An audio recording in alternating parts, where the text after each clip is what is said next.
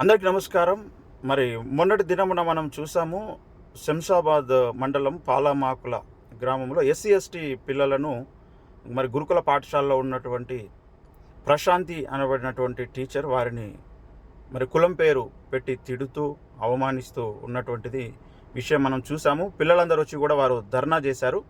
అక్కడ ఉన్నటువంటి ఏఎన్ఎంని తర్వాత టీచర్ని సస్పెండ్ చేస్తున్నట్టుగా కలెక్టర్ గారు ఆర్డర్స్ ఇవ్వడం జరిగింది. ఆమెను కొద్ది రోజులు సస్పెండ్ చేయడం కాదు, ఇంకా బలమైనటువంటి ఇంకా కఠినమైనటువంటి శిక్ష పడాల్సినటువంటి అవసరం ఉన్నది.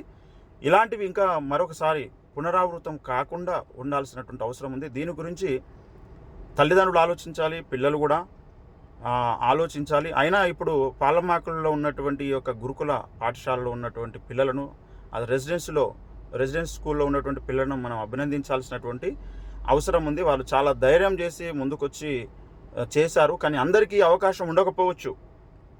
కానీ ఇలాంటివి ఇంకా ఎన్నో జరుగుతూ ఉన్నాయి. వాటి మీద ప్రతి ఒక్కరు కూడా ఒక కన్నేసి పెట్టాల్సినటువంటి అవసరం ఉన్నది. అధికారులు కూడా ఇలాంటివి ఇంకా జరగకుండా ఒక స్ట్రిక్ట్ రూల్స్ అనేటివి తీసుకురావాలి.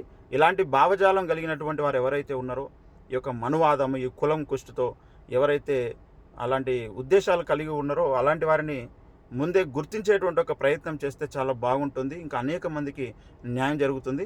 ఎట్టకేలకు ఈ యొక్క పరిణామాన్ని బట్టి మనము మరి సంతోషించాలి. ఇలాంటివి ఇంకా పునరావృతం కాకుండా ఉండాలని అందరం కూడా కోరుకుందాం. ఇలాంటివి ఏమైనా జరిగినప్పుడు అందరం కూడా ఐక్యమత్యంగా ముందుకెళ్లాల్సినటువంటి అవసరం ఉంది. అందరికీ నమస్కారం. అందరికీ జై భీమ్.